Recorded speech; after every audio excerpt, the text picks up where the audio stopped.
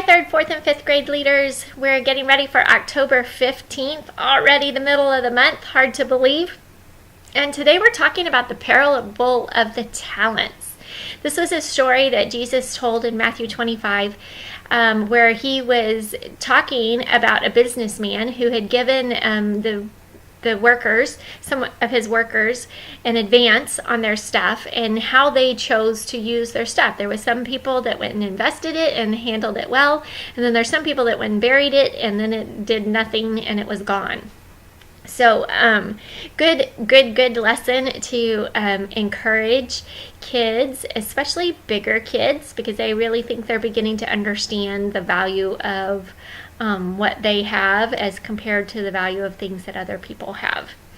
Your opening activity this month is a game called Get Your Head in the Game, and you will have some form or fashion of ABCs in either Scrabble tiles or Bananagram tiles or cereal or whatever else we can come up with to make sure that each small group has enough letters for everybody. And then you're going to pass out plates, and the kids are going to spell out as many words as they can. If they've played this for a couple weeks, they may be getting really good at this, so you may encourage them to not use words that they've ever used before or not to steal anybody else's words. Or if you really want to get creative, make them spell it backwards. So just have fun with this game. It plays almost exactly like Bananagrams, and they have 5 minutes to make as many words as they can. This is a way for them to understand how short 5 minutes is. Then we'll move to large group and do our worship time together. And then today in your small group baskets, you're going to have a bingo card that looks like this for each kid. And we know it's blank because we want the kids to fill in the holes. So what they're going to do is to write in each one of those holes some of their favorite things. That could be chocolate. That could be pizza. That could be a certain type of shoe. That could be a certain person. That could be a certain type of hair product. Depending upon the kid, it could be very, very different for each kid. Encourage them to take a few minutes to fill in as many blanks as they can.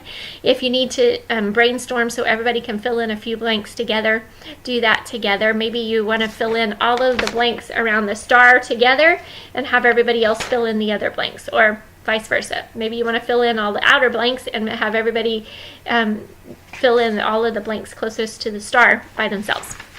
However that works. And then what you want to do is have the kids walk around, and this would be a good time for groups to intermingle and to go talk to maybe a 3rd grade group if they're in a 5th grade group, or however that works in your space, and see if they can get somebody to fill in their name in the blank for the things that they think describes them. And only one person can sign each box. So one person cannot go in and sign their name in every single box and get bingo. And what the kids are trying to do is get bingo.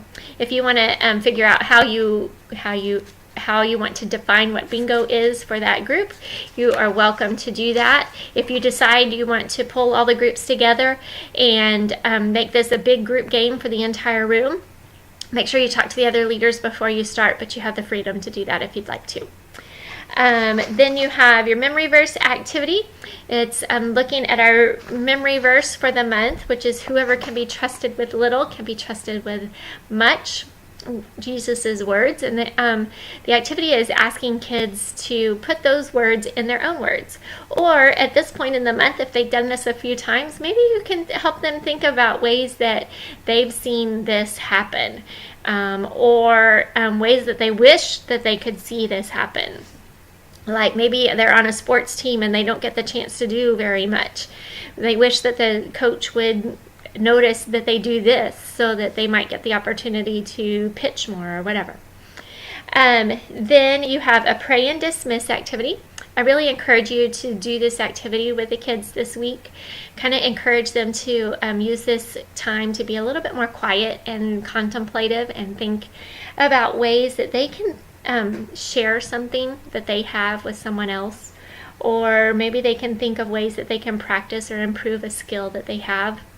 We're continuing to talk about Operation Christmas Child. Maybe this is the time for you as your small group to figure out ways that you can encourage kids to participate in Operation Christmas Child. Whether you all want to bring together so many pennies for next week and make a group goal of $5 or $10, that would be exciting.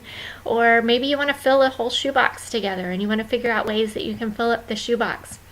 Remember, the big thing that we want kids to understand from Operation Christmas Child is that there are kids in developing countries who have never had the chance to know about Jesus.